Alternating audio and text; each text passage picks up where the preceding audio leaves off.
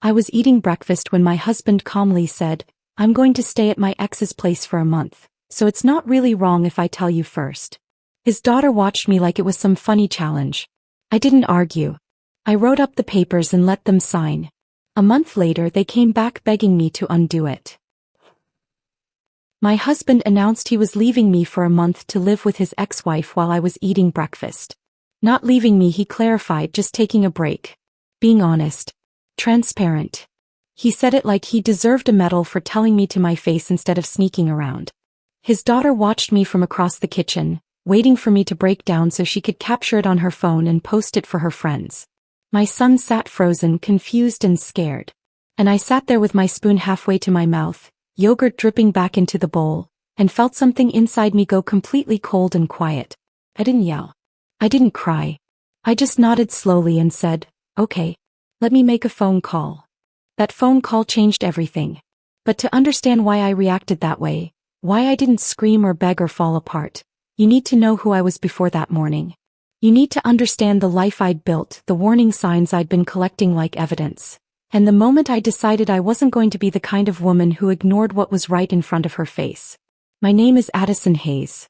I'm 37 years old and I work as an ICU nurse at a Level 2 trauma center in Charleston, South Carolina. Every single morning my alarm goes off at 5 a.m. in the dark. I roll out of bed, walk to our small kitchen in my pajamas, and brew strong coffee while the rest of the city sleeps. I pull on my scrubs, navy blue, practical, worn soft from too many washes, and I leave for work before the sun comes up. My shifts are 12 hours long. 12 hours of running codes, lifting patients, charting vitals, holding the hands of people who are dying while their families sob in waiting rooms. I come home exhausted. My feet ache. My back is stiff. My hands smell like antiseptic no matter how many times I wash them. I never complain about it. This job pays our rent. It keeps the lights on in our 2-bedroom apartment. It puts food in the fridge and keeps my 15-year-old son Finn in decent clothes and school supplies. My husband Wyatt works in sales at a logistics company, mid-tier, nothing special. He's got charm though. The kind of easy, slick charm that makes people trust him right away. Smooth voice. Quick smile. Always knows exactly what to say to make a client feel important. He talks constantly about promotions that never come, about deals that are always just about to close, about how next quarter is going to be the big one. I learned a long time ago to just nod and smile while I handle the checkbook and make sure the bills get paid on time. Our apartment is small. 2 bedrooms, 1 bathroom, a kitchen so narrow that 2 people can barely stand in it at the same time. It feels crowded with 4 of us living there. Me, Wyatt, Finn, and Wyatt's 19-year-old daughter Morgan, who's been home from community college for the summer. Morgan has her father's confidence but none of the charm. She's loud. Opinionated. Always on her phone, always scrolling, always recording videos or taking selfies. She has a way of reminding me in small cutting ways that I'm not her real mother. Never directly. Just little comments here and there. Little looks that say exactly what she's thinking. For a while we had a routine that almost felt normal. Sunday mornings we'd do meal prep together. All 4 of us crowded into that tiny kitchen, chopping vegetables, portioning out chicken breasts into plastic containers for the week ahead. Wyatt would talk about work, complain about difficult clients, incompetent coworkers, unfair managers. Morgan would scroll through her phone, occasionally glancing up to show us some video or add a sarcastic comment. Finn would help quietly, keeping his head down, trying not to get in anyone's way. I'd chop and measure and pack, keeping everything organized, keeping the peace. Weeknights we'd stream shows together. Wyatt always picked what we watched. We'd sit on the couch, me on one end, Wyatt on the other, Finn squeezed in the middle. Morgan would sprawl in the armchair with her phone in her lap, half watching, half scrolling. We'd share a bowl of popcorn. Make occasional comments about the plot. It wasn't passionate. It wasn't exciting. There were no deep conversations, no shared dreams, no moments where I looked at Wyatt and felt butterflies or connection or anything beyond mild companionship. But it was stable. Predictable. Safe. I convinced myself that was enough. I told myself blended families take work. Teenagers are difficult. Marriages go through seasons. This was just a quiet season. A stable season. Things would get better. Except about 8 months ago I started noticing things that didn't add up. It began with Wyatt's phone. He started angling the screen away from me whenever I walked past. Just a slight tilt, nothing dramatic, but enough that I couldn't see what he was looking at. Then he started keeping it face down on the counter, always on silent. He'd wake up before me in the mornings and I'd hear him in the bathroom typing quickly, deleting messages. When I asked who he was texting so early, he'd say it was work stuff. Client emails. Nothing important. Then came the late meetings. 2, sometimes 3 nights a week, he'd text me around 6 saying he had to stay late for a client pitch or a strategy session. He'd come home after 9 or 10, smelling faintly of perfume I didn't recognize. Expensive. Definitely not the cheap body spray I bought from the drugstore. He'd head straight for the shower even though he'd already showered that morning. When I asked how the meeting went, he'd give me vague, distracted answers. Fine. You know how clients are. Demanding. Morgan's behavior changed too. She started smirking when Wyatt left for these late meetings, like she knew something I didn't. She'd glance at me, then at her phone, then back at me, waiting for a reaction. I never gave her one. I just kept doing the dishes, folding the laundry, getting ready for my next shift. But I noticed. I always noticed. Dinner conversations became painfully one-sided. I tried to talk about my day, the patient who coded twice and somehow survived, the family member who screamed at me because we couldn't save their father, the bone-deep exhaustion that never really went away. Wyatt would scroll through his phone, making distracted, aha sounds. Finn would eat quietly, eyes down, sensing the tension but not knowing what to do about it. Morgan would laugh at something on her screen, completely disconnected from the rest of us. One night I tried to make a joke about it. Wyatt was on his phone again, smiling at something, and I said lightly, "What are you doing over there, running a secret spy operation?" I expected him to laugh it off. Instead, he looked up sharply, his expression hard, and snapped, "You're always looking for problems that don't exist, Addison." The sharpness in his voice startled me. Finn froze with his fork halfway to his mouth. Morgan looked up from her phone, suddenly interested, like she could smell conflict brewing. I didn't respond. I just stood up, cleared my plate, and went to bed early that night. That's when I started keeping track. Not in writing, nothing he could find. Just mental notes. Dates. Times. Patterns. I'm a nurse. I've spent years in an emergency room watching people ignore warning signs until it was too late. I've held the hands of women with broken ribs and black eyes who swore they just fell down the stairs. I've listened to them make excuses for men who'd put them in hospital beds. I've watched them walk back out the door into the same dangerous situations, convincing themselves it would get better, that they were overreacting, that love meant giving endless second chances. I swore I would never be one of those women. So when my gut started screaming that something was wrong, I didn't ignore it. I didn't tell myself I was being paranoid or insecure or controlling. But I also didn't explode. I didn't accuse. I didn't make a scene. I watched. I documented. I waited. I noticed that Wyatt's late meetings always fell on Tuesdays and Thursdays. I noticed that Morgan got overly cheerful on those nights, making cryptic comments like, "Dad works so hard, doesn't he?" while watching me carefully for a reaction. I noticed that Finn had started spending more and more time in his room with his headphones on, avoiding the growing tension in our apartment. I told myself I was being smart. Prepared. And then 2 days before that breakfast conversation, I found the hotel receipt in Wyatt's jacket pocket. I wasn't snooping. I was checking pockets before doing laundry, something I'd done 100 times before. But there was. Hotel room. Mount Pleasant. Tuesday night. The same Tuesday he'd told me he was working late on an urgent client pitch. I stood there in the dim morning light holding that crumpled receipt and felt something shift inside me. Something cold and final and perfectly clear. I didn't confront him. I folded the receipt carefully and put it back exactly where I'd found it. Then I finished the laundry, went to work, ran my shift, and came home like nothing had changed. But everything had changed. I knew the truth now. And I was ready to act on it. So when Wyatt sat down across from me 2 mornings later and told me he was moving in with his ex-wife for a month, when Morgan stood there with her phone pointed at me waiting for me to fall apart, I didn't give them the reaction they wanted. I gave them exactly what they asked for. I set my spoon down on the table. The sound of it hitting the bowl seemed louder than it should have been in the sudden silence. Wyatt sat across from me, cologne still hanging heavy in the air between us, waiting for my response. Morgan stood frozen by the counter, phone lowered slightly, like she'd been expecting fireworks and couldn't quite process the calm. Finn looked between us, headphones dangling around his neck, confusion written all over his young face. Let me make sure I understand this correctly, I said, keeping my voice level and measured. You're planning to move in with your ex-wife for a month, and you think telling me in advance makes it acceptable? Wyatt nodded, completely serious. I'm being transparent, Addison. Isn't that what you always say you want? Honesty. I felt that strange calm settle deeper into my bones. The same calm that comes over me in the emergency room when a patient is coding and there's no time for panic, only action. Every move calculated. Every decision clear. Transparency is important, I said quietly. I appreciate it. But if you walk out that door, you're not taking any part of what I've built with you. His expression shifted slightly. Less confident now. What's that supposed to mean? It means if you go under a formal 30-day separation agreement. Legal signed binding. No financial support from me during that month. No access to joint accounts. You want to live like you're single, you'll fund it like you're single. The kitchen went dead silent. Morgan's mouth actually fell open slightly.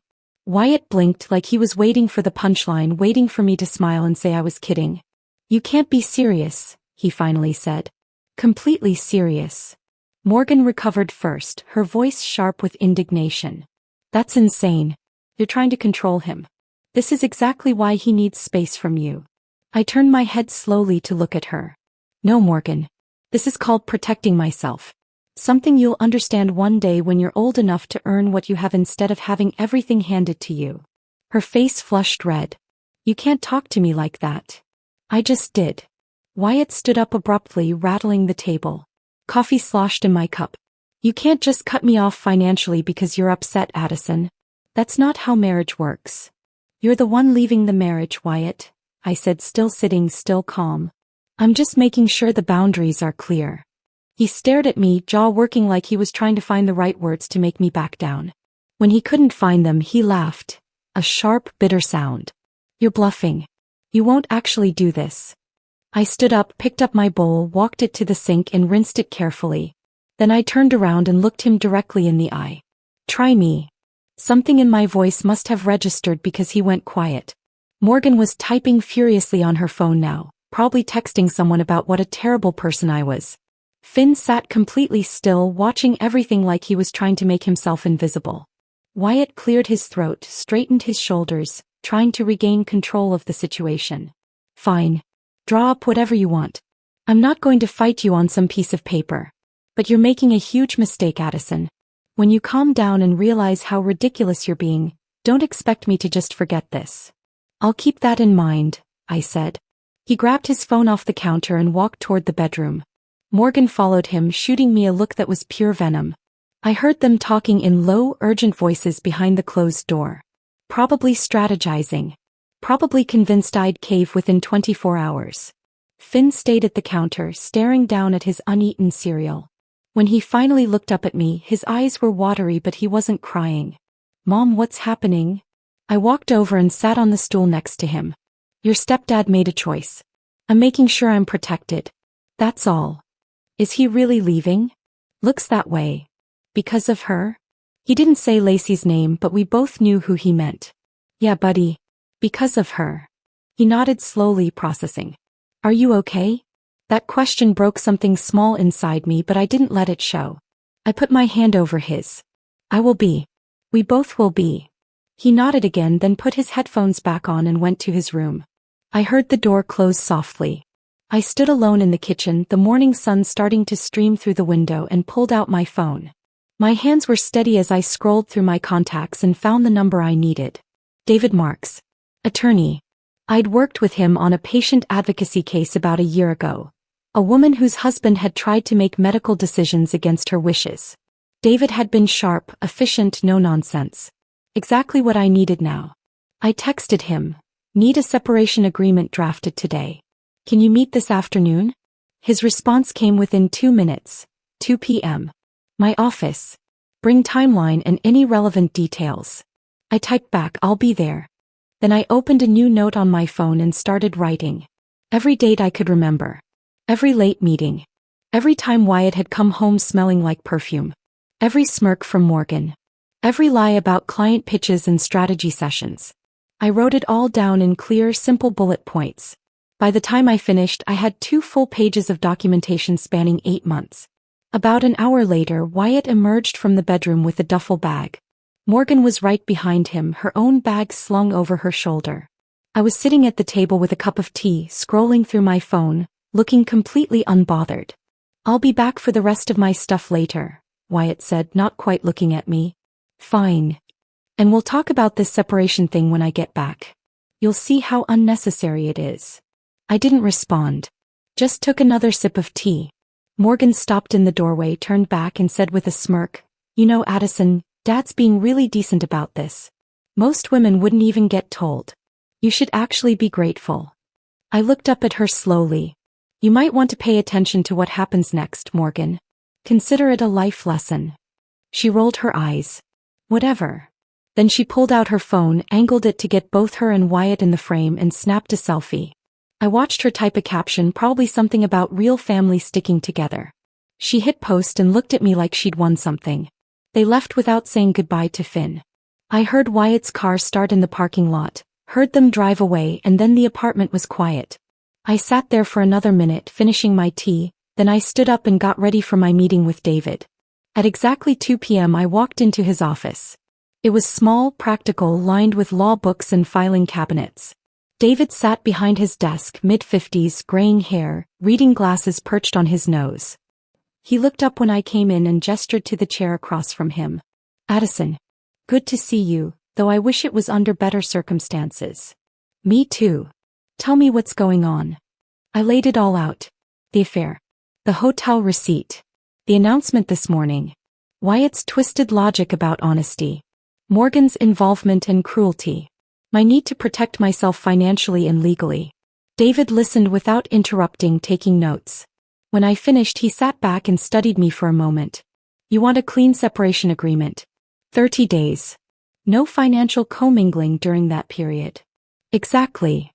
And you want it airtight so he can't claim you abandoned him or acted in bad faith." "Yes." He nodded slowly. "I can have this drafted by end of day. You'll have exclusive possession of the apartment. No removal of property without written consent. Vehicles titled in your name stay with you. Joint accounts frozen. Each party responsible for their own expenses." "Perfect. Addison, I need to ask, are you sure about this?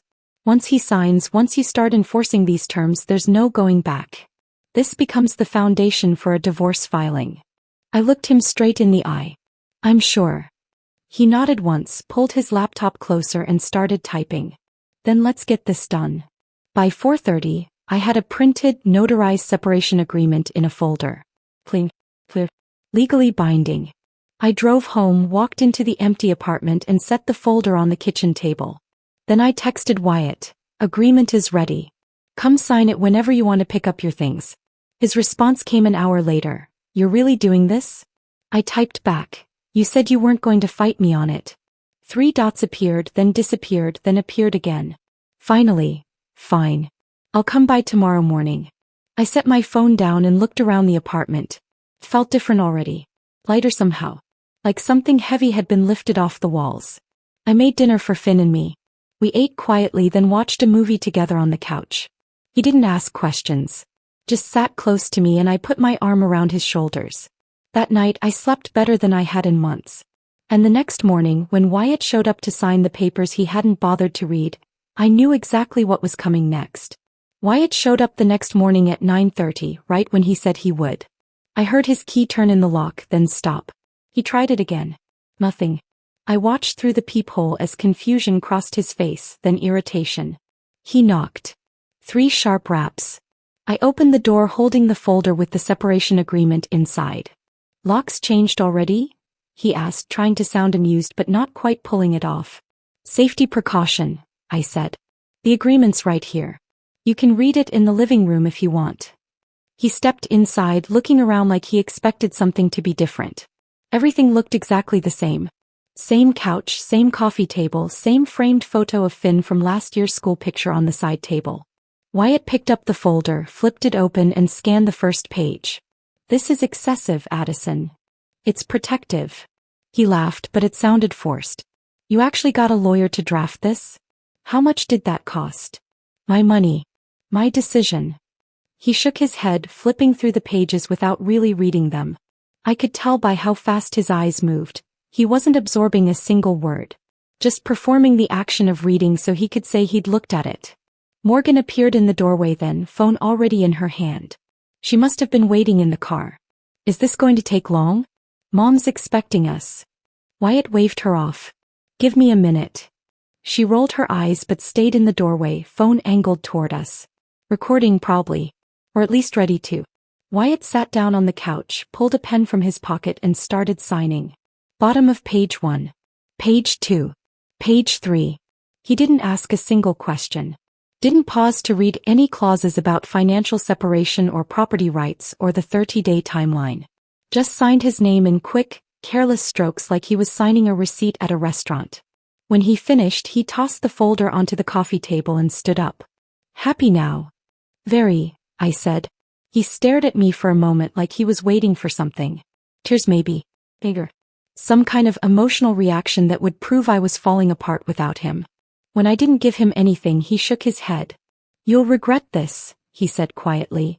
When you calm down and realize how irrational you're being, don't expect me to just forget it. Noted, I said. Morgan stepped further into the room, filming openly now. This is honestly sad, Addison. You're punishing Dad for being honest with you. That's toxic. I looked directly at her, directly at the camera. Everything in that agreement is legal and fair. Your father signed it willingly. If there's a problem with it later, that's on him for not reading what he signed. She lowered the phone slightly, caught off guard by how calm I sounded. Wyatt grabbed his duffel bag from where he'd left it by the door the night before. I'll be back for the rest of my things in a few days. You'll need to schedule that with me in writing, I said. Per the agreement. He stopped, turned back. You're serious? Completely. He muttered something under his breath, then walked out. Morgan followed, but not before turning back to say, You're going to be so lonely. I closed the door behind them, locked it, and leaned against it for just a moment. Then I picked up the signed agreement, scanned every page and emailed copies to David and to myself. Binding. Done. The next 48 hours moved like a carefully choreographed operation. First, the car. Wyatt had been driving a sedan that was titled solely in my name. I'd bought it 2 years ago when his previous car died, put the title in my name because his credit was a mess, and he'd been making promises about paying me back ever since. Promises that never materialized. I called the lender, explained the situation, provided proof of ownership and the separation agreement, and authorized them to repossess the vehicle. They found it parked outside Lacey's townhouse in Mount Pleasant and towed it that same afternoon. Next, the bank. I took a personal day from work and went to our credit union first thing in the morning. The teller recognized me. I'd been banking there for 6 years. I showed her the separation agreement and asked to close the joint checking account.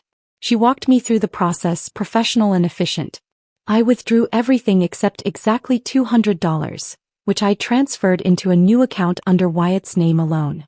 That way he couldn't claim I'd left him with nothing, couldn't accuse me of financial abandonment. The remaining funds, just over $4,000 that I'd deposited from my own paychecks over the past few months, went into my private account. Then I called our cell phone carrier.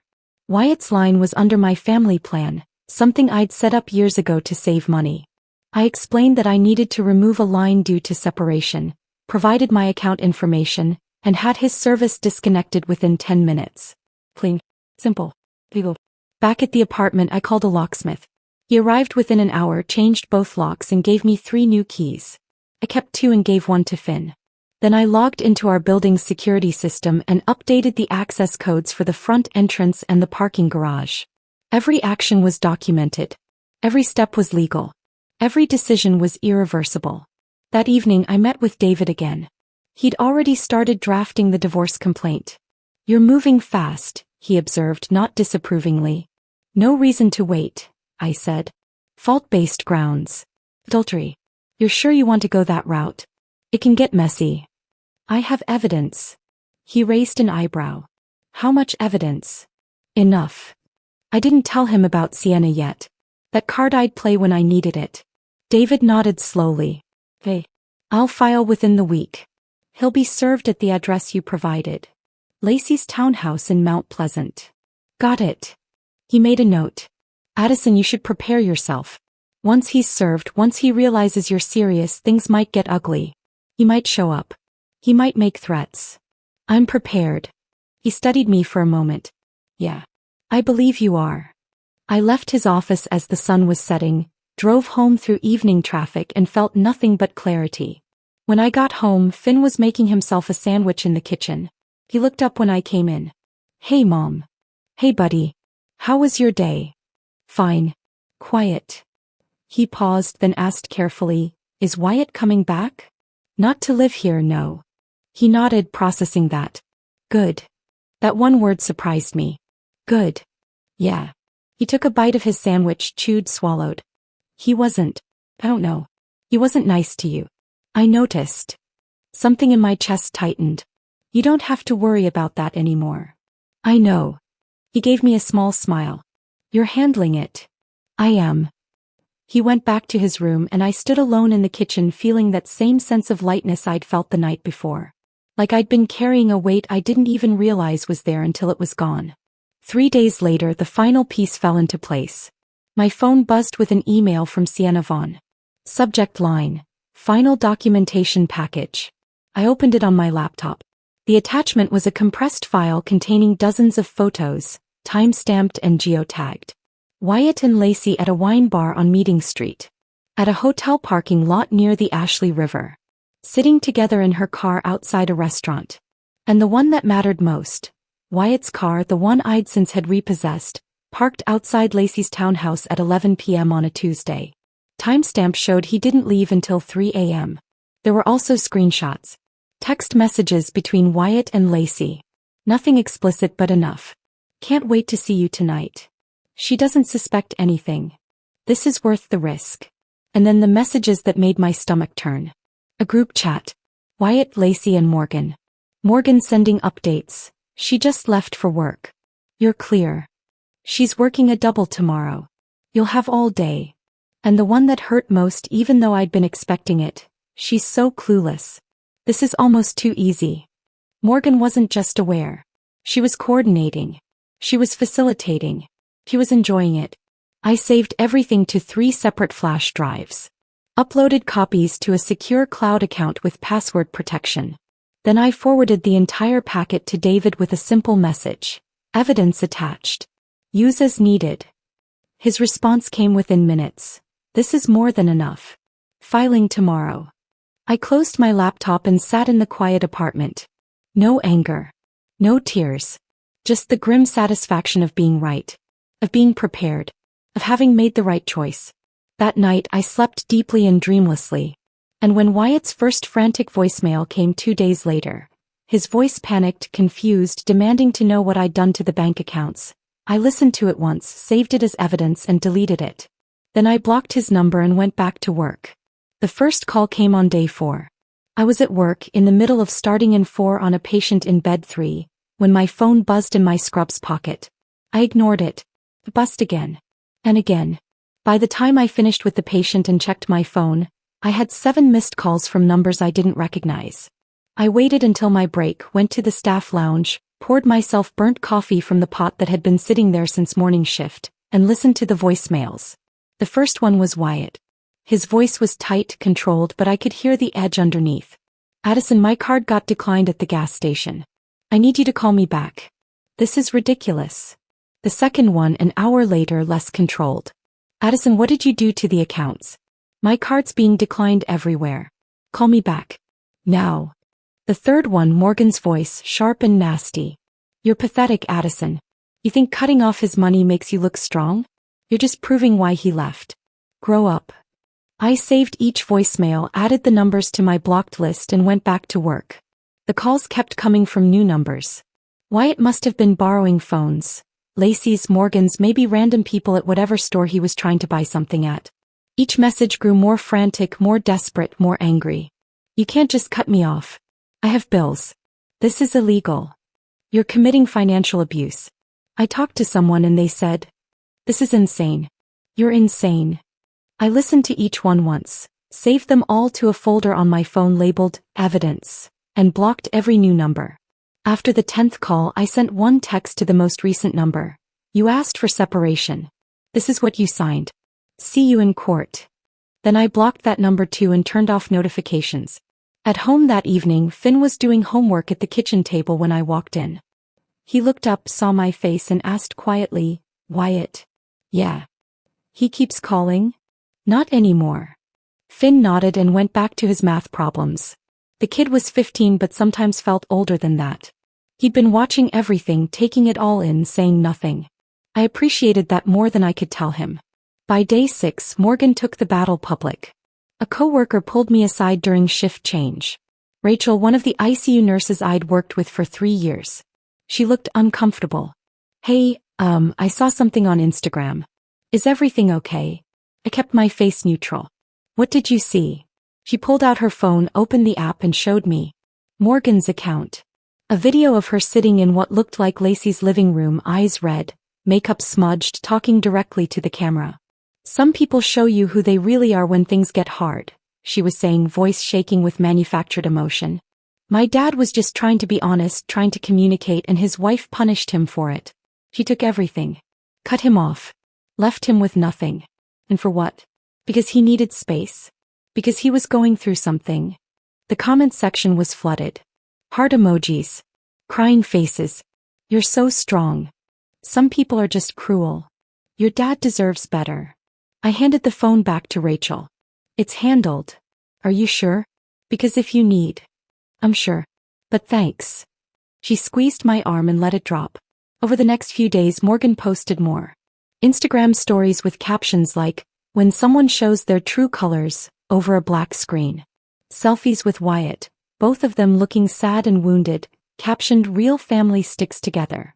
A video of her crying, actual tears this time, or at least convincing ones, talking about how I'd destroyed their family, how I was controlling and manipulative, how all her dad wanted was honesty and communication.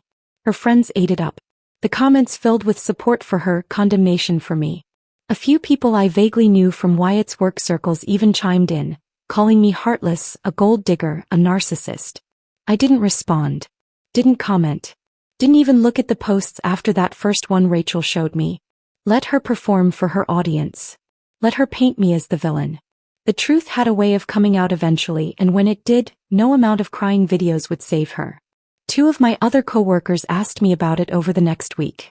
Both times I said the same thing: "It's being handled legally. I'm fine."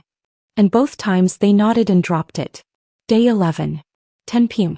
I was sitting at the kitchen table charting patient notes, documentation I'd brought home because I'd been too busy during my shift to finish it. Finn was in his room with his door closed, music playing softly. The apartment was quiet, peaceful. Then someone started pounding on the door. Not knocking. Pounding. Fist against wood, hard enough to rattle the frame. "Addison." Wyatt's voice, loud and angry, echoing in the hallway. "Open this door." I froze for half a second, then stood up slowly. Walked to the door. Looked through the peephole. Wyatt's face was red, twisted with rage. His fist came down on the door again. Bang. Bang. Bang. "You have no legal right to lock me out of my own home. Open this door right now." I pulled out my phone, opened the camera and started recording through the peephole. His face filled the frame, distorted by the fisheye lens. Spit flying as he yelled. Fist hammering. "I know you're in there, Addison. You can't hide from me.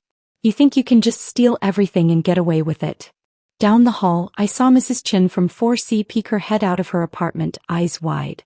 Mr. Okafor from 4A opened his door halfway, phone already in his hand. I kept recording and called building security with my other hand. "This is Addison Hayes in 4B. There's a man pounding on my door, yelling, refusing to leave. I need security up here now." The dispatcher said they were on their way. Wyatt kept pounding. "This is abuse. Financial abuse. You can't just cut me off and lock me out. I have rights." "Sir, you need to calm down." Mr. Okafor's voice, firm and clear. "You're disturbing the whole floor." Wyatt whipped around. "Mind your own business." "You're making it everyone's business," Mr. Okafor said calmly. 2 security guards appeared at the end of the hallway, walking fast. I stopped recording and stayed by the door listening. "Sir, you need to leave the property." The first guard, a broad-shouldered guy I'd seen around the building. "This is my apartment. Do you have a key?" "No, but..." "Do you have legal documentation saying you're allowed to be here?" "She changed the locks illegally. Sir, if you don't leave right now, we're calling the police." Silence. Then Wyatt's voice, lower but still shaking with anger. "This isn't over. Leave. Now." I heard footsteps. Retreating. The elevator ding. Then quiet. A knock on my door, gentle this time. "Miss Hayes?" "It's building security." "He's gone." I opened the door. The two guards stood there, professional and calm. "You okay?" the first one asked. "I'm fine. Thank you. We're going to file an incident report. If he comes back, call us immediately. If he tries this again, we'll involve the police." "I appreciate that." The second guard handed me a printed form. "Fill this out and drop it off at the front desk tomorrow. We'll keep it on file." I thanked them again. They left. I closed the door, locked it, and leaned against it for a moment. Finn's door opened. He stood there in his pajamas, face pale. "Was that Wyatt?" "Yeah." "Is he gone?" "Yeah, buddy. Security took care of it." He nodded, processing. "Good." I walked over, put my hand on his shoulder. "You okay?" "Are you?" "I am." He hugged me quickly, then went back to his room. I heard his door close, heard his music start up again. I went back to the kitchen table, forwarded the video to David along with a message. "Incident at my apartment tonight. Security involved. Report attached tomorrow." His response came 5 minutes later. "Good documentation. This strengthens your case significantly."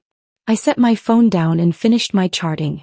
The next evening, Finn came into the kitchen while I was chopping vegetables for stir-fry. He sat at the table watching me for a moment before speaking. "Mom, I know what's happening." I looked at him. Waited. "I know Wyatt cheated on you.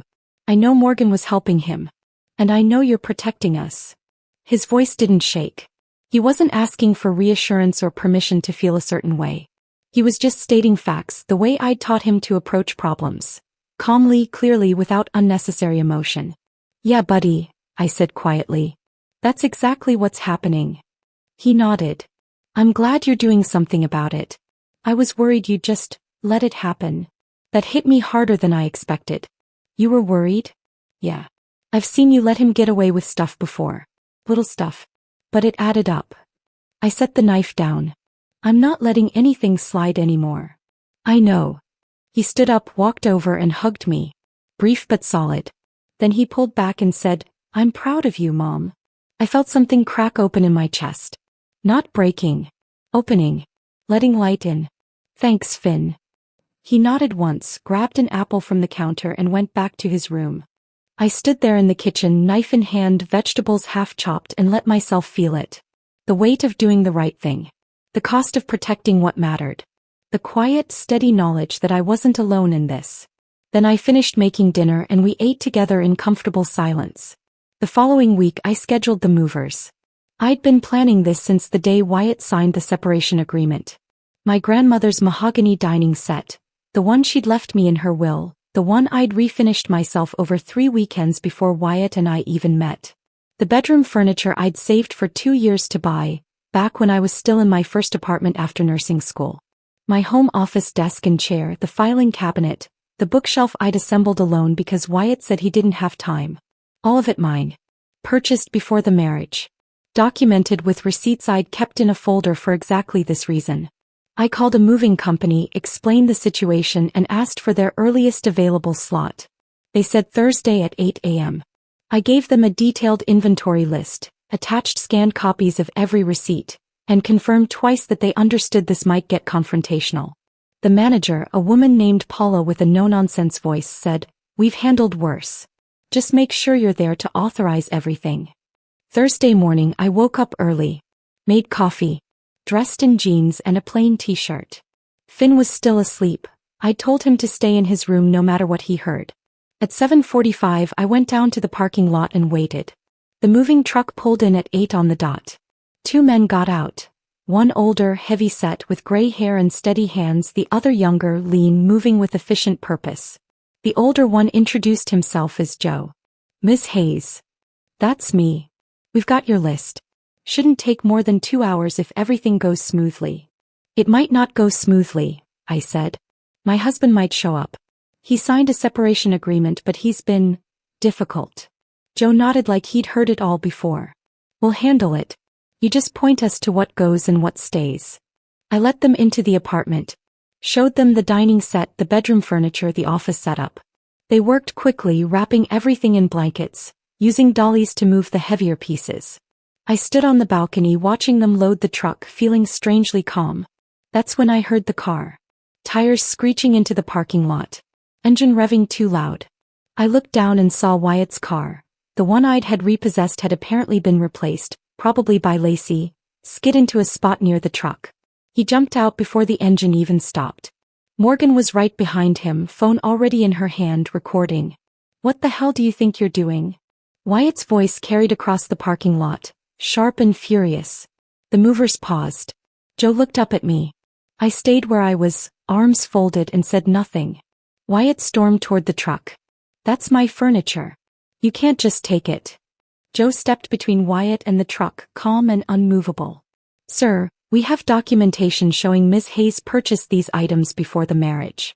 We're operating legally. I don't care what you think you have. That's theft. Morgan rushed forward, phone held high, filming everything. You can't just take our stuff. This is robbery. We're calling the police. Go ahead, I called down from the balcony. My voice cut through the noise, clear and cold. Call them. I have receipts for every single item being removed. The separation agreement Wyatt signed gives me exclusive rights to property I owned before the marriage. Everything here is mine. Wyatt's face went red. You're insane. You can't do this. I already am. He moved toward the truck like he was going to physically stop them from loading the next piece. My grandmother's china cabinet. Joe stepped in front of him again, this time with his hand raised.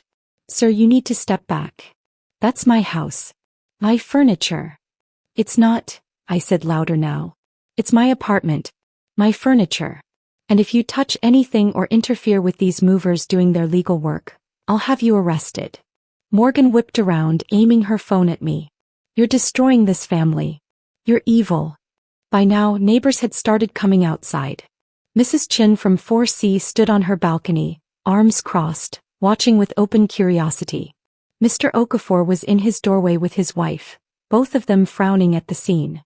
Mrs. Albertson from 3B, a retired schoolteacher who'd lived in the building for 15 years, stepped out onto her balcony and called down. Wyatt, you're making a fool of yourself. Leave that woman alone. Wyatt spun toward her. Stay out of this. You've been staying out at all hours for months, Mrs. Albertson said, voice sharp and clear. We all noticed. Don't come back now acting like you're the victim. Wyatt's mouth opened then closed. Morgan kept filming, panning between me and the neighbors, probably trying to capture something she could spin online. Everyone's just going to stand there and let her steal? Morgan shouted at the growing crowd. Mr. Kim, a quiet man who rarely spoke to anyone, called out from his doorway. It's not stealing if it's hers. Morgan's face flushed. He turned back to the movers. You're going to regret this. We're suing all of you. Joe didn't even look at her. Just kept wrapping the china cabinet, securing it with straps, nodding to his partner to help lift it onto the dolly. Wyatt tried one more time to block them, stepping directly in front of the truck. Joe sighed, pulled out his phone and dialed. Yeah, I need police assistance at the Riverside Apartments, Building 4. We've got someone interfering with a legal move. Wyatt's eyes widened. You're calling the cops on me? You're trespassing and interfering with contracted work, Joe said calmly. So yeah, that did it. Wyatt stepped back, hands up, voice shaking with barely controlled rage. Fine. Take it. Take everything. You're going to regret this, Addison. When you're sitting alone in that empty apartment with nobody, you'll realize what you threw away. I looked down at him, meeting his eyes. I already know what I threw away. And I'm better off without it. Morgan let out a bitter laugh. You're going to be so lonely. Mrs. Chun called down from her balcony. She's got her son. He's got her job. She's got more than you think. Morgan turned, filming Mrs. Chun now. Oh, so everyone's just against us? You made it easy, Mrs. Chun said and went back inside. The movers finished loading. Joe handed me a clipboard with the inventory list. I signed it, confirmed the delivery address for my storage unit, and thanked them. You handled that well, Joe said quietly. Seen a lot of ugly divorces. You kept your cool. Learned it at work, I said. He nodded, climbed into the truck, and drove away. Wyatt and Morgan stood in the parking lot watching the truck disappear. A few neighbors were still outside watching them. Nobody said anything, but the judgment was clear in their silence. Wyatt turned to look up at me one last time. This isn't over. Yes, it is, I said. Then I went inside and closed the balcony door. I stood in the apartment looking around. It was emptier now. The dining table was gone, leaving a bare spot on the floor where the rug had protected the wood. The bedroom looked strange without the furniture I'd brought into the marriage. My office was stripped down to the walls. But it didn't feel empty. It felt clean. I made myself a cup of tea, carried it out to the balcony, and sat down. The morning sun was warm on my face. The parking lot below was quiet again, neighbors gone back inside, drama over. I waited for the sadness to come. For regret or doubt or some kind of emotional collapse now that the confrontation was done. It never came. Instead, I felt light. Free. Like I'd been holding my breath underwater for months, years maybe, and had finally surfaced. My lungs filled with clean air. My shoulders dropped. The tension I'd been carrying since the morning Wyatt announced he was leaving, maybe even since long before that, finally released. I thought about the women I'd seen in the year. The ones with broken bones and broken spirits who kept going back. The ones who made excuses, who believed the promises, who convinced themselves they couldn't survive alone. I'd held their hands. I'd documented their injuries. I'd watched them walk back out into the same dangerous situations, and I'd felt helpless every single time. I'd sworn I would never be one of them. And I wasn't. I finished my tea, washed the cup, and went to check on Finn. He was awake, sitting on his bed with his headphones on, scrolling through his phone. He looked up when I opened the door. Is it done? It's done. Wyatt showed up? Yeah. Made a scene. Neighbors saw the whole thing. Finn nodded slowly. Good. Now everyone knows. I hadn't thought about it that way, but he was right. Now everyone knew. The people who lived in this building, who saw me every day, who'd been watching for months, they knew the truth now. Not Morgan's version. Not Wyatt's spin. The truth. That night I slept better than I had in months. And when I woke up the next morning, the apartment still felt lighter. 3 weeks after the movers left, David called me at work. We've got a court date, he said. Judge Harmon. 2 weeks from today. 9 a.m. I was in the break room halfway through a turkey sandwich, still wearing my scrubs from the morning shift. That's fast. Judge Harmon moves quickly on cases with clear evidence. She doesn't waste time. Good. Wyatt's attorney filed a response. They're claiming the separation agreement was signed under duress and that you're being vindictive. I almost laughed. Duress. He signed it without even reading it. I know. I've got the video you took, the timeline, everything. We're solid. Just be prepared for him to try to make you look bad.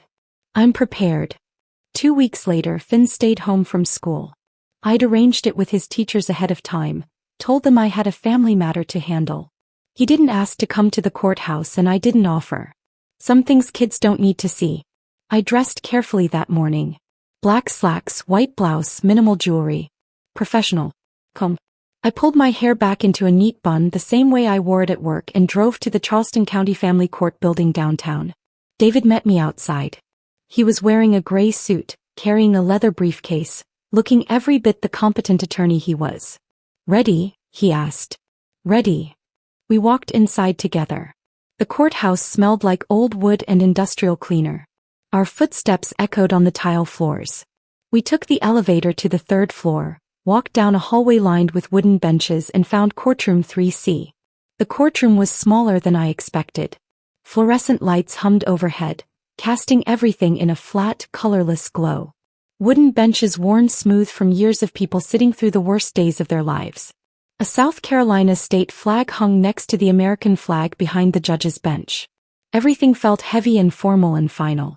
Wyatt was already there, sitting at the table on the left side of the room. His attorney sat next to him.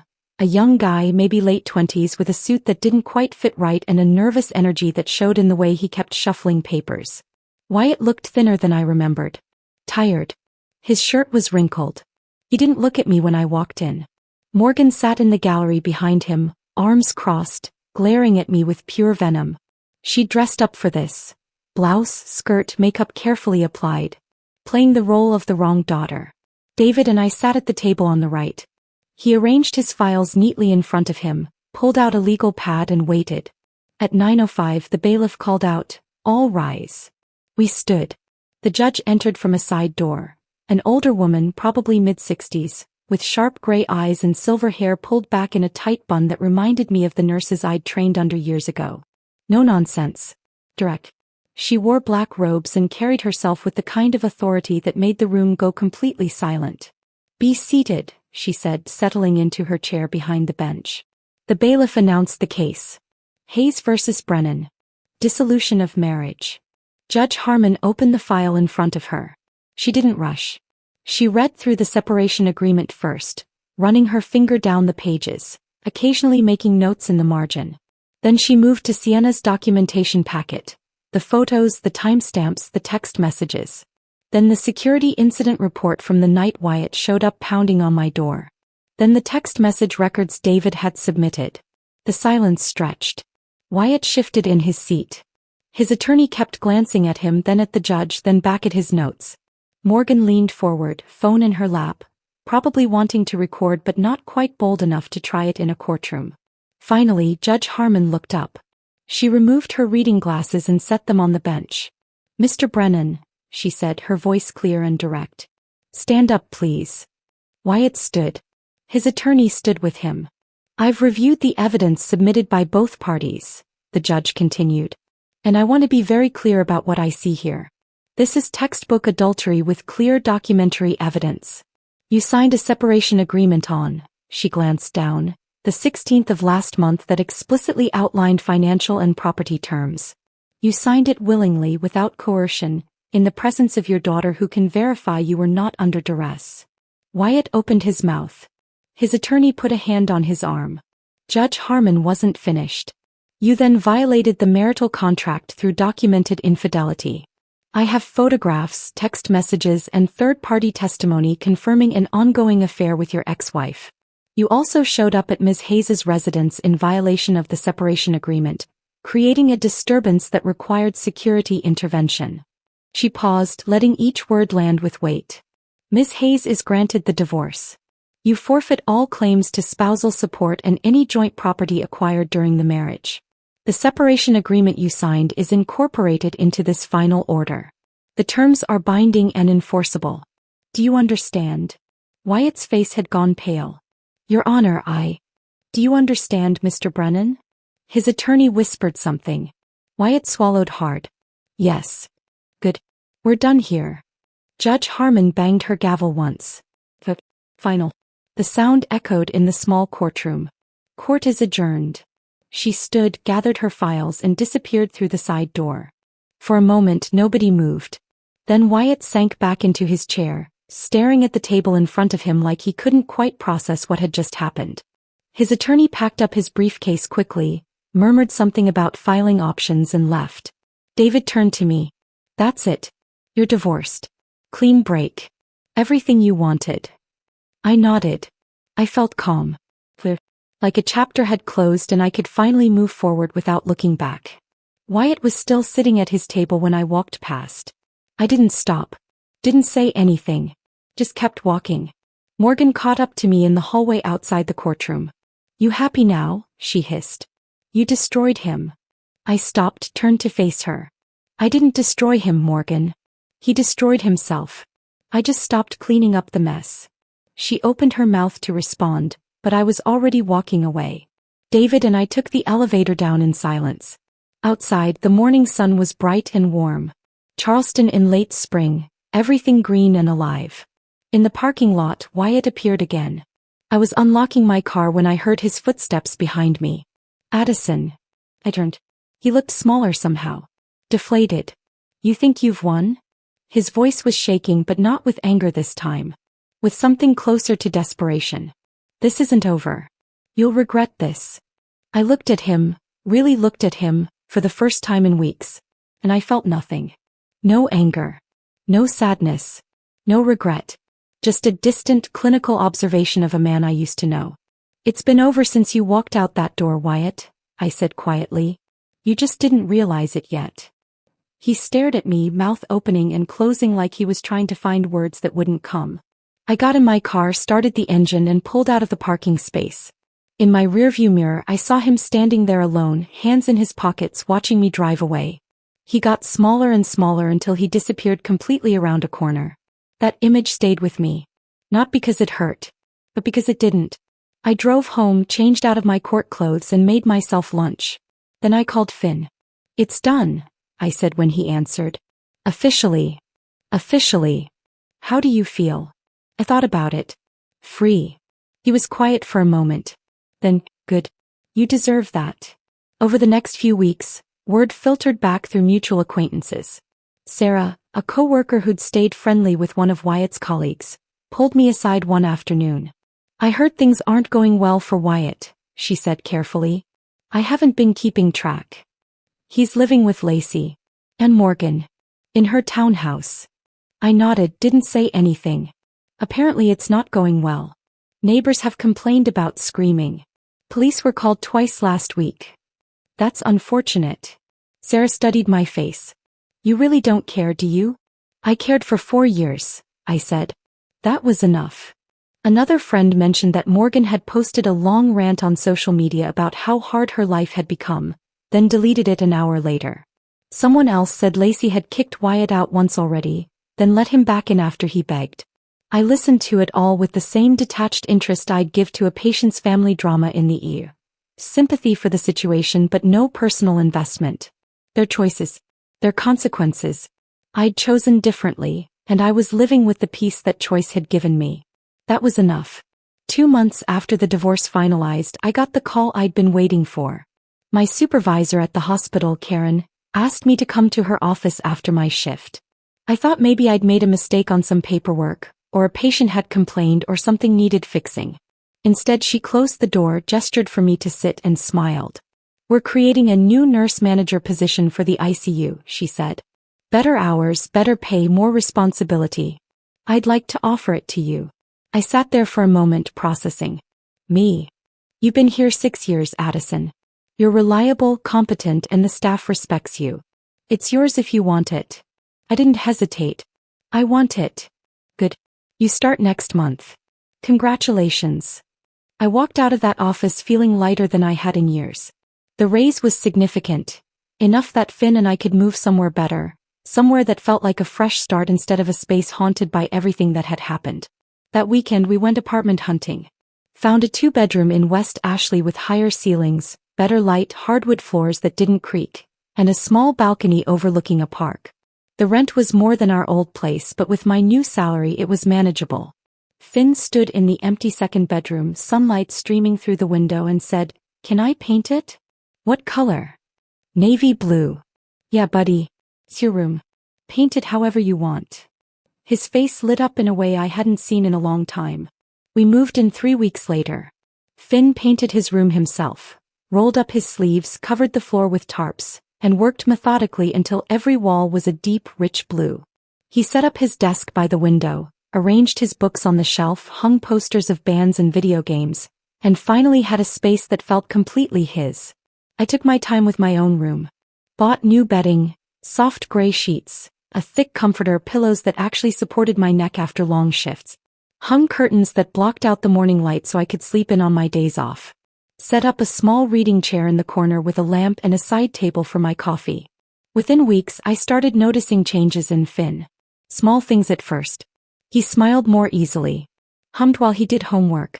Started bringing friends over after school. Something he'd stopped doing entirely during the last year of my marriage. I'd hear laughter coming from his room, the sound of teenage boys talking too loud about things that didn't matter, and I'd feel something warm settle in my chest. His grades improved. He joined the school's robotics club, something he'd mentioned wanting to do a year ago but never followed through on. Now he stayed late twice a week working on projects, came home excited, talking about motors and circuits and competitions. One evening I was making dinner when I heard him on the phone in his room. He was laughing. Really laughing, the kind that comes from deep in your chest and doesn't stop. I stood in the kitchen listening and realized I hadn't heard him laugh like that in over a year. Maybe longer. The weight we'd both been carrying was finally gone. Around the same time, word started filtering back about Wyatt. It came in pieces, through different people like a puzzle assembling itself without me asking for it. Sarah from work mentioned she'd heard things weren't going well. Another nurse, Beth, said her neighbor lived near Lacey's townhouse and had complained about noise. A former co-worker of Wyatt's ran into me at the grocery store and said, awkwardly, that he'd heard Wyatt was going through a rough patch. I nodded politely each time, didn't ask for details, didn't engage. But the information kept coming anyway. Then about 3 months after the divorce, Rachel sent me a link. Have you seen this? She texted. You might want to. I was sitting on my balcony, coffee in hand, enjoying a rare quiet morning. I clicked the link. Facebook. Wyatt's profile. A video titled, Speaking My Truth. I almost didn't watch it. Almost deleted the message and went back to my coffee. But curiosity got the better of me. The video started with Wyatt sitting in what I recognized as Lacey's living room. Floral couch, beige walls, cheap framed art. His eyes were red. His voice shook slightly like he was barely holding it together. I just want to be honest with people who care about me, he began. Because I've been going through something really difficult and I think it's important to share my story. He went on for another minute.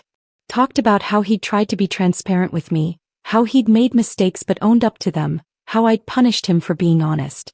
He used words like controlling, financially abusive, vindictive. He painted himself as the victim of a cold, heartless woman who destroyed their family out of spite. The comments section was already filling up. Sympathy poured in. You're so brave for sharing this. Some people are just toxic. You deserve so much better, man. I watched about 30 seconds more, then closed the browser. Let him perform. Attention was the drug he'd been chasing his whole life, and I wasn't his supplier anymore. I finished my coffee, deleted the link from my messages, and went back to reading my book. During the marriage, I'd let so many friendships fade. Wyatt hadn't liked when I went out without him. He'd always had some comment when I made plans, questioning why I needed to see people so often, suggesting we spend the evening together instead, making me feel guilty for wanting time with friends. Eventually I'd stopped trying. Stopped texting people. Stopped making plans. Shrunk my world down to work and home in the small, suffocating space Wyatt had carved out for me. After the divorce, I started reaching out again. Tentatively at first, then with more confidence. Rachel was the first.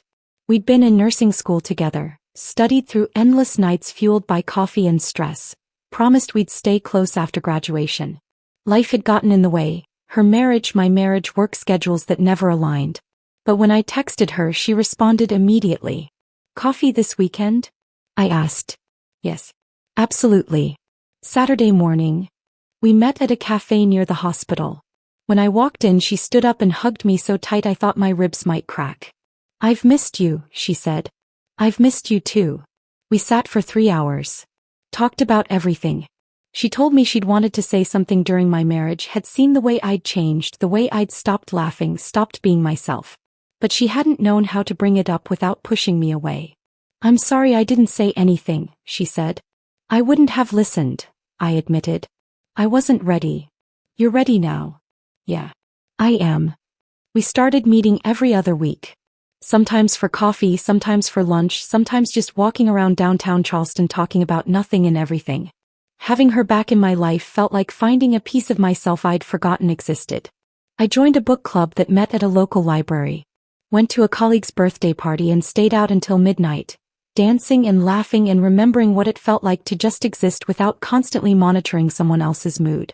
Reconnected with people from college, from old jobs, from different chapters of my life that I'd closed off when Wyatt decided they weren't worth my time. I remembered who I'd been before I'd made myself smaller to fit his ego. That woman was still there. Just buried. Now she was breathing again. One Saturday morning I woke up naturally. No alarm. No jolt of panic. No dread about what the day might bring. Sunlight streamed through my bedroom window, warm and soft. I lay there for a moment, just breathing, feeling the weight of the comforter, listening to the distant sounds of the park below. Kids laughing, a dog barking, someone playing music. I got up, made coffee and carried it out to the balcony. Sat in my pajamas, hair messy, no makeup, no agenda. I opened a book I'd been meaning to read for months and just existed. No one criticized how I was spending my time. No one needed anything from me in that moment. No one was keeping score. Around 10, Finn emerged from his room, still in his pajamas, hair sticking up in every direction. He made himself breakfast, eggs and toast slightly burnt but edible, and brought it out to the balcony. "Morning, Mom." "Morning, buddy." He sat down in the chair next to me, ate quietly for a minute, then said, "This is nice." "What is this?" "Just us. The apartment. Everything." I looked at him. 15 years old, growing into someone I was proud of, someone who'd survived the chaos and come out stronger. "Yeah," I said. "It is." That afternoon we went to the park. Threw a frisbee back and forth, badly, laughing every time one of us missed. Got ice cream from a truck parked near the playground. Sat on a bench watching people walk by, talking about nothing important. His robotics project, a movie he wanted to see, whether we should get a dog. These small, ordinary moments became proof. Proof that I'd made the right choice. Proof that peace wasn't something you stumbled into. It was something you fought for, protected, earned. And I'd earned this. That evening, I stood on the balcony watching the sun set over the park, and for the first time in years, I felt completely, entirely at peace. 4 months after the divorce, my phone rang on a Tuesday evening. I was sitting on the balcony, feet up on the railing, watching the sun sink below the trees in the park. Finn was inside doing homework, music playing softly from his room. The air was warm, carrying the smell of someone grilling nearby. I had a glass of iced tea sweating on the table beside me and a book open in my lap. Unknown number. I almost let it go to voicemail. I'd gotten good at ignoring unknown numbers. They were usually spam or occasionally Wyatt calling from yet another borrowed phone that I'd block within minutes. But something made me answer this time. Maybe intuition. Maybe curiosity. "Hello." Silence on the other end. Then a breath. Then a voice I recognized but barely. "Addison." "Morgan." But not the Morgan I'd last heard. Loud, confident, dripping with contempt. This voice was small. Shaking. Stripped of every ounce of arrogance. I didn't know who else to call.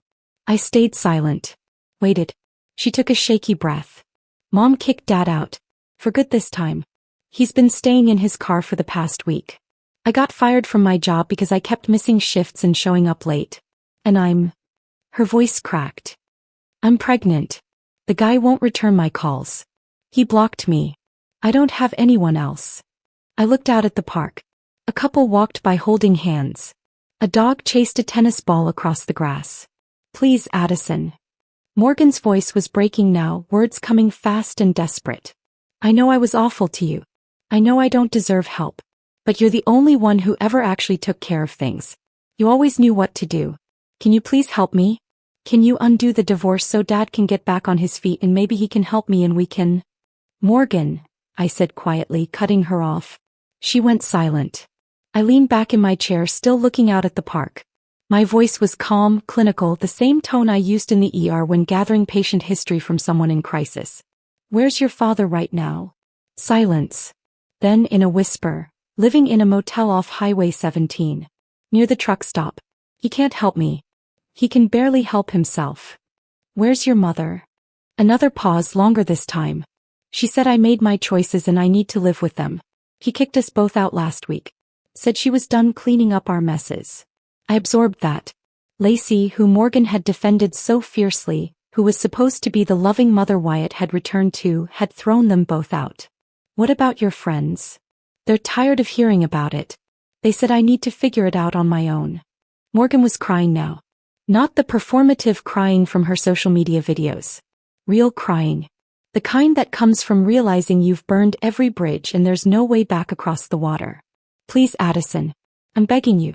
I know I was horrible. I know I helped Dad cheat. I know I mocked you and posted things and made everything worse. But you always fix things. Can't you just help me one more time?" I took a breath. Considered my words carefully. Morgan listened to me. She went quiet, breathing hard through her tears. "I'm not happy you're hurting. I don't take pleasure in your suffering. I genuinely hope you find a way through this. Then help me. Please. But when you and your father decided I wasn't part of your family, I believed you. I rebuilt my life without you in it and I'm staying in that life. Addison. Every choice has consequences," I continued, my voice steady. The disrespect, the mockery, the public humiliation, helping your father cheat, filming me to post online. Those were your choices. The signed papers, the legal separation, the divorce, the loss of financial support. Those were the consequences. You need to understand that actions have weight. And you're feeling that weight now. I was stupid. I was 19 and stupid. You were old enough to know better. She sobbed openly now. So you won't help me at all? I can't, Morgan. Not because I hate you, but because you need to learn what your choices cost. And because I need to protect the peace I fought for. My voice wasn't cruel. It wasn't vengeful. It was just honest. I worked 12-hour shifts to keep your father fed and housed. I paid the bills he ignored. I gave you a place to live rent-free while you were home from college. And you thanked me by helping him cheat, mocking me online, and treating me like I was nothing. I paused. I'm not angry anymore, Morgan. But I'm also not going back. I can't fix this for you. You're going to have to fix it yourself. Silence stretched between us. I could hear her crying, could hear traffic in the background on her end. She was probably calling from outside somewhere. Finally, she whispered, "Okay. There are resources," I said softer now. "If you need help with the pregnancy, there are clinics, community centers, social services. I'm not leaving you with nothing, Morgan. I'm just not going to be the one who saves you. I understand. Good luck." She hung up without another word. I sat there holding the phone, looking out at the park as the last light faded from the sky. I waited for guilt to come, for regret, for some voice in my head to tell me I should have helped, should have been the bigger person, should have extended grace. It never came. Instead, I felt sad, genuinely sad that a 19-year-old girl was going through something so hard. But I also felt clear. Certain. I'd made the right choice. I stood up, went inside, and found Finn at the kitchen table doing calculus homework, pencil tapping against the paper as he worked through a problem. "Everything okay?" he asked without looking up. "Yeah, buddy. Everything's fine." He nodded, went back to his work. The next morning, I woke up early. The apartment was quiet, light just starting to filter through the curtains. I made coffee, got dressed, and knocked on Finn's door. "You awake?" "Yeah. Want to get breakfast out?" He appeared in the doorway, hair messy, still in his pajamas. Really? Go get dressed." 20 minutes later, we were sitting in a booth at our favorite pancake place downtown.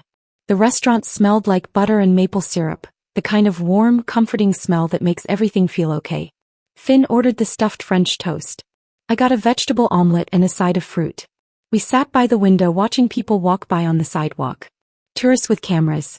Locals in running gear. A man walking 3 dogs tangled in leashes.